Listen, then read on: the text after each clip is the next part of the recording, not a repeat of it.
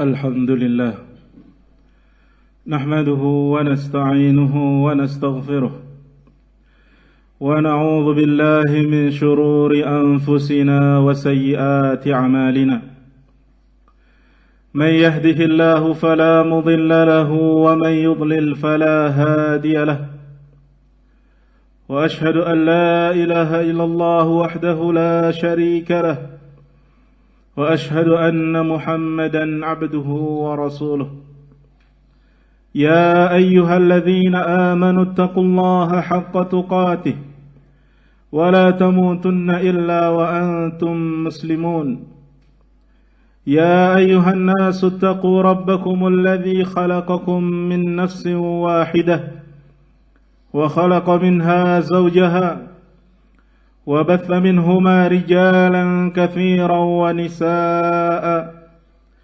واتقوا الله الذي تساءلون به والأرحام إن الله كان عليكم رقيبا يا أيها الذين آمنوا اتقوا الله وقولوا قولا سديدا يصلح لكم أعمالكم ويغفر لكم ذنوبكم ومن يطع الله ورسوله فقد فاز فوزا عظيما أما بعد فإن أصدق الحديث كتاب الله وخير الهدى هدى رسول الله صلى الله عليه وسلم وشر الأمور محدثاتها وكل محدثة بدعة وكل بدعة ضلالة ومن يطع الله ورسوله فقد رشد ومن يعص الله ورسوله فقد غوى وإنما توعدون لآت وما أنتم بمعجزين أيها الناس معاشر المسلمين rahimani wa rahimakumullah.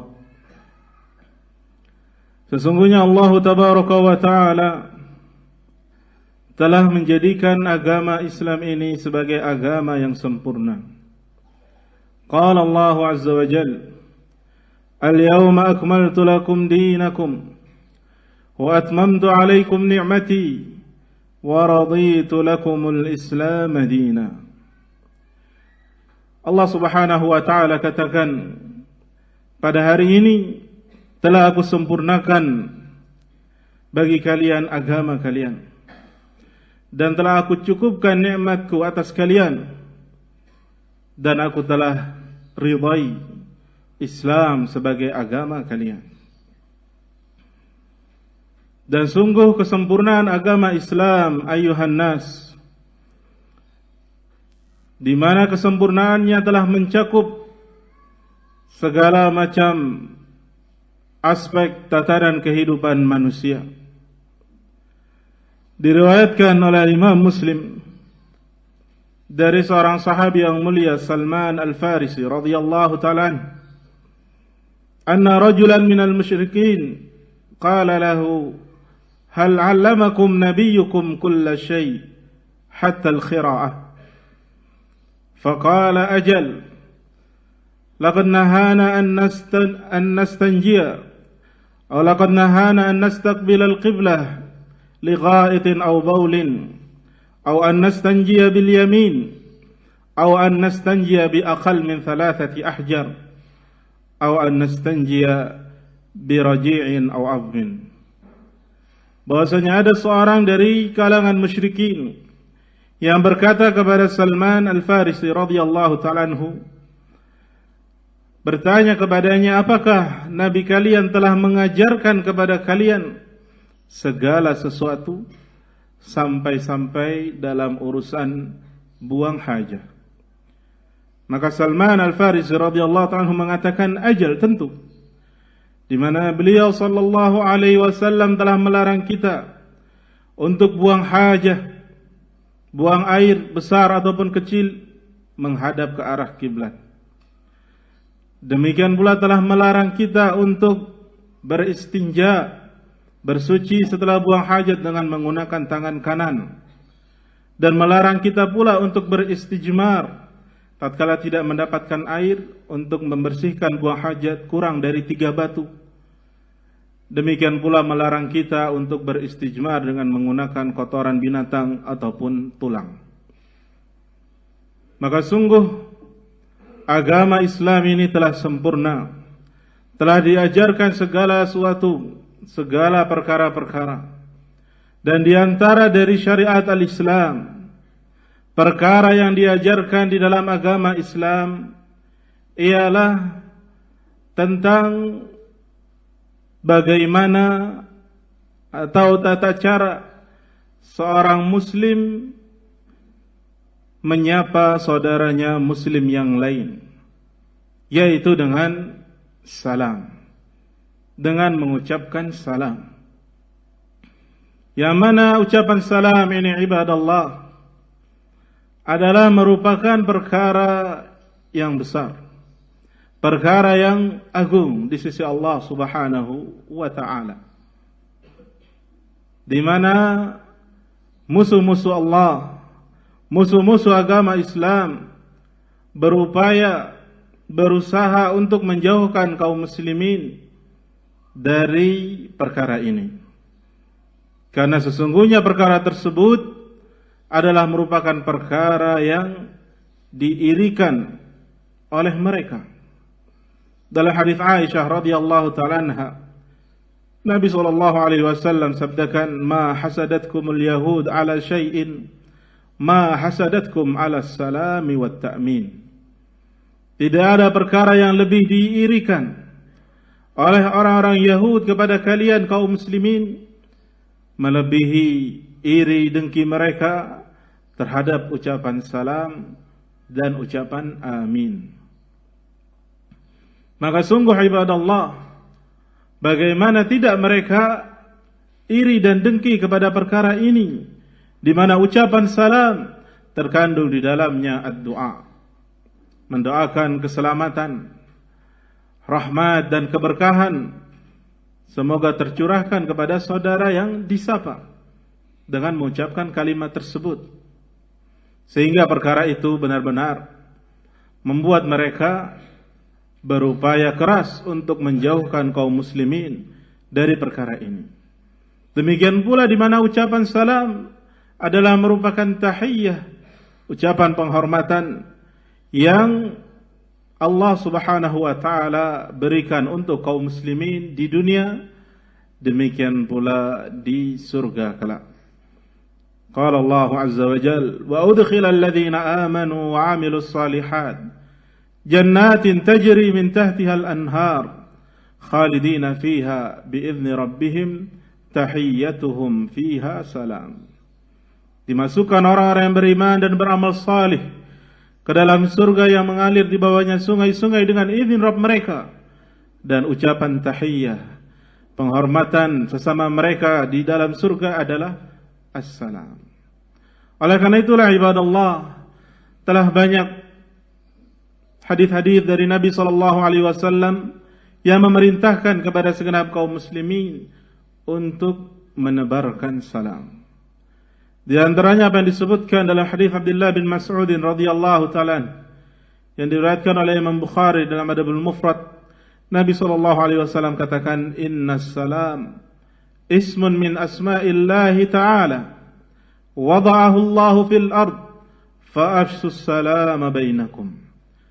Sesungguhnya salam adalah merupakan nama dari nama-nama Allah Subhanahu wa ta'ala, dan telah Allah Tabaraka wa ta'ala letakkan di muka bumi dengan diperintahkan, disyariatkan kaum muslimin untuk mengucapkan, menyapa saudaranya muslim yang lain dengan ucapan tersebut. Maka sebarkanlah salam di antara kalian. Demikian pula dalam hadis yang lain, hadis Abdullah bin Salam radhiyallahu ta'ala anhu, Nabi SAW juga katakan, "Ya ayuhan nas, afsus salam wa at'imut ta'am wasilul arham wa sallu bil laili wan nasu niyam tadkhulul jannata bisalam." Nabi SAW katakan, "Wahai segenap manusia, sebarkanlah salam, berikanlah makan, kemudian sambunglah silaturrahim, dan salatlah di malam hari dalam keadaan manusia tertidur. Niscaya kalian akan masuk ke dalam jannah, ke dalam surganya Allah dengan keselamatan. Demikian pula dalam hadis Abi Hurairah radhiyallahu anhu fi sahih, Nabi sallallahu alaihi wasallam juga katakan, "La tadkhulul jannata hatta tu'minu, wa la tu'minu hatta tahabbu. Awala adullukum ala syai'in idza fa'altumuhu tahabbtum, afsus salama bainakum." Di mana kalian tidak akan masuk surga sampai kalian beriman, dan kalian tidak akan beriman sampai kalian mencintai sesama.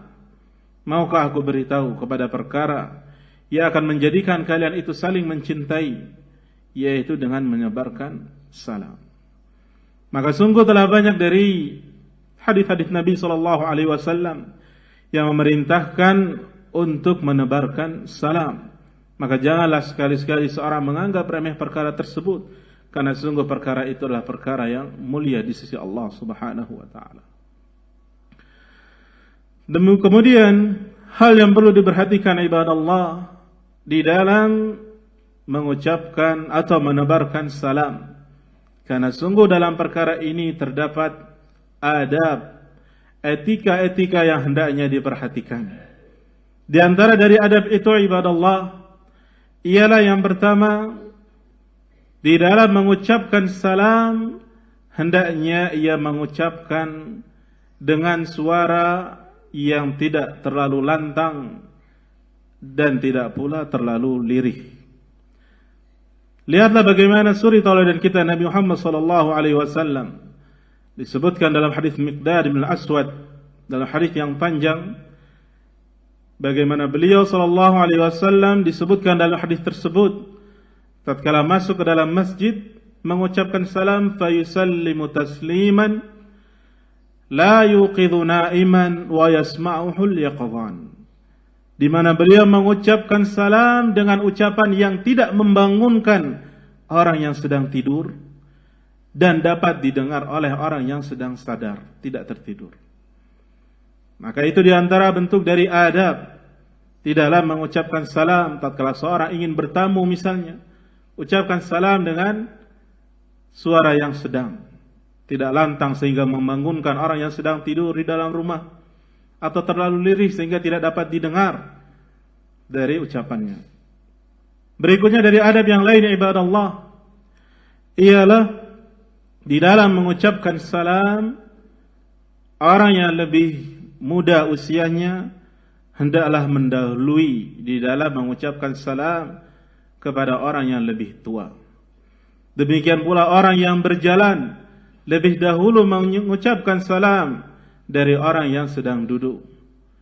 Demikian pula rombongan yang sedikit jumlahnya lebih dahulu mengucapkan salam daripada rombongan yang lebih banyak.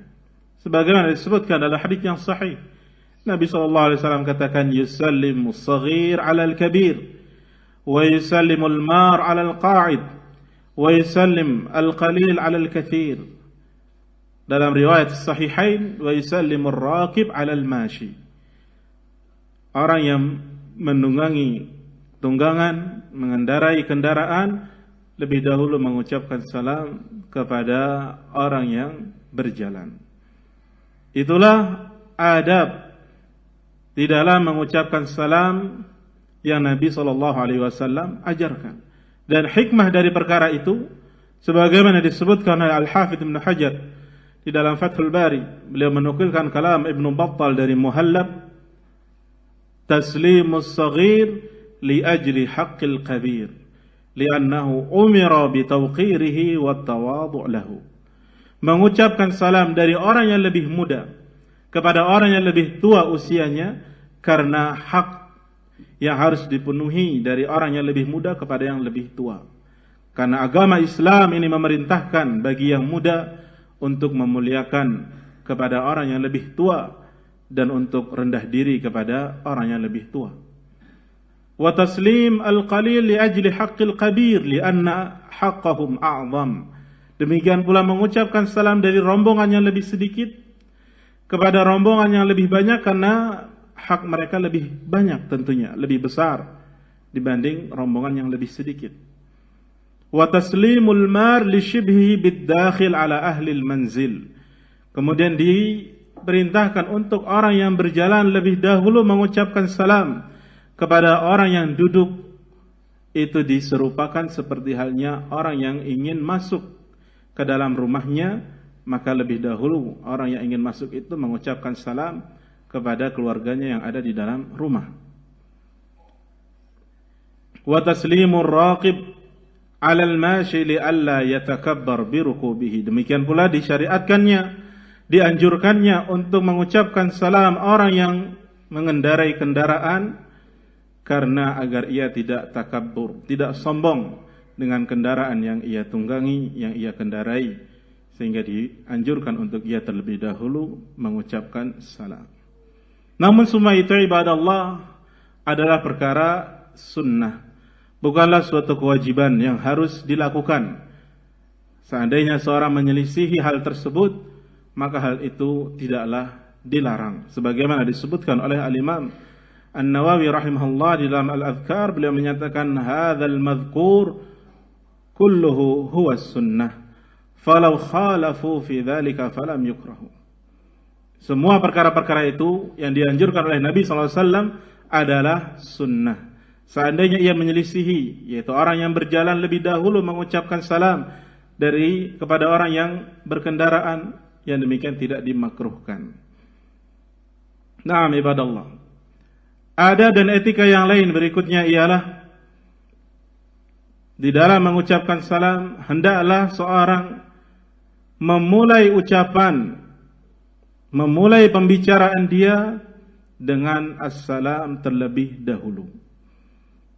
Disebutkan oleh hadis Abdullah bin Umar radhiyallahu taala anhuma yang diriwayatkan oleh Imam Haythami di dalam Majma' Az-Zawaid, dihasankan oleh Syekh Albani, bahwa Nabi sallallahu alaihi wasallam bersabda, man bada'a bil kalam qabla salam fala tujibuh. Barang siapa yang memulai ucapannya sebelum salam, langsung berbicara tanpa mengucapkan salam terlebih dahulu, fala tujibuh, maka jangan jawab ucapan orang tersebut. Oleh karenanya hendaklah seorang sebelum berbicara menyampaikan apa yang ingin ia sampaikan, terlebih dahulu ia mengucapkan assalam. Di antara dari adab dan etika yang lain ibadallah ialah di dalam mengucapkan salam, di dalam menebarkan salam, hendaklah ia ucapkan, ia tebarkan kepada orang yang dia kenal dan orang yang tidak dikenal. Tidak mengkhususkan kepada orang-orang yang dikenali saja, bahkan kepada orang yang tidak ia kenal dianjurkan untuk menyapa, mengucapkan salam kepadanya. Dalam hadis Abdullah bin Amr bin Al-As sahih bahwasanya anna rajulan qala lin Nabi sallallahu alaihi wasallam ayyul islami khair. Ada seorang bertanya kepada Nabi sallallahu alaihi wasallam, amalan apa di dalam Islam ini yang paling bagus? Maka Nabi sallallahu alaihi wasallam katakan, tut'imut ta'am wa tuqri'us salam ala man arafta wa man la ta'rif. Engkau memberi makan dan engkau mengucapkan salam kepada orang yang engkau kenal dan kepada orang yang tidak engkau kenali. Maka itulah beberapa dari adab, etika-etika di dalam seorang mengucapkan salam dan menebarkan assalam.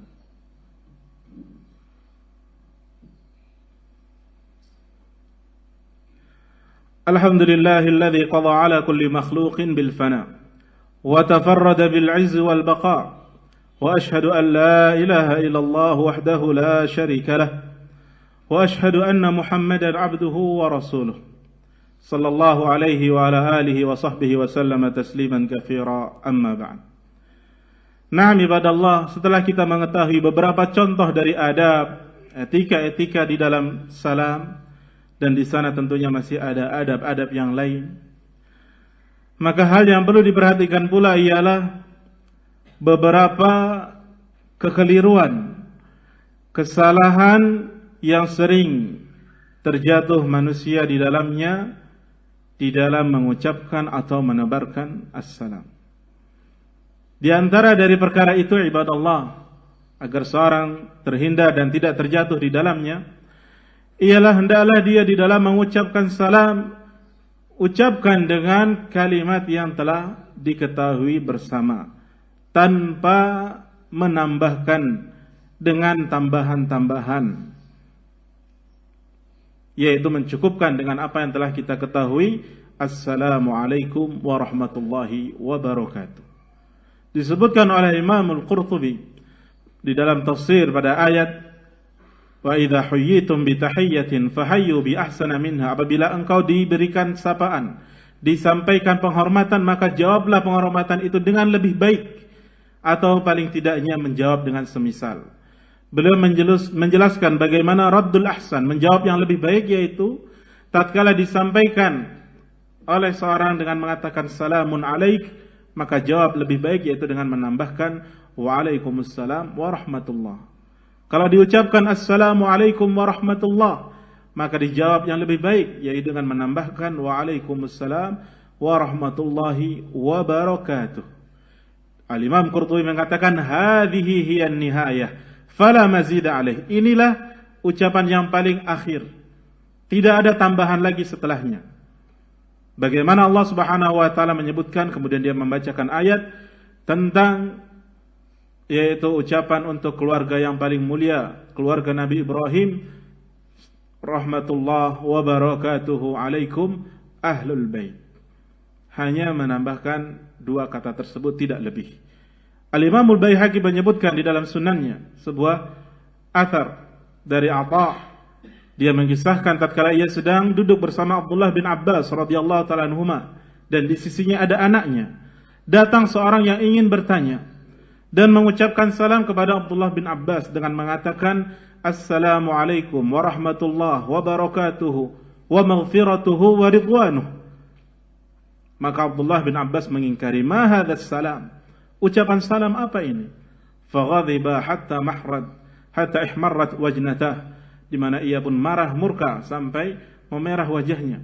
Seraya ia mengatakan innallaha hadda lis-salami hadda wa yakrahu amma wara'a dzalik wa naha amma wara'a dzalik. Sungguhnya Allah Subhanahu wa taala telah memberikan batasan di dalam ucapan salam itu, ada batasnya, dan ia melarang dari apa yang lebih daripada itu, dengan menambahkan tambahan-tambahan yang tidak ada datang contohnya dari Nabi sallallahu alaihi wasallam. Naam ibadallah, itu beberapa bentuk dari kesalahan yang mungkin banyak atau terjatuh sebagian manusia di dalam perkara assalam ini. Mudah-mudahan apa yang kita sampaikan ini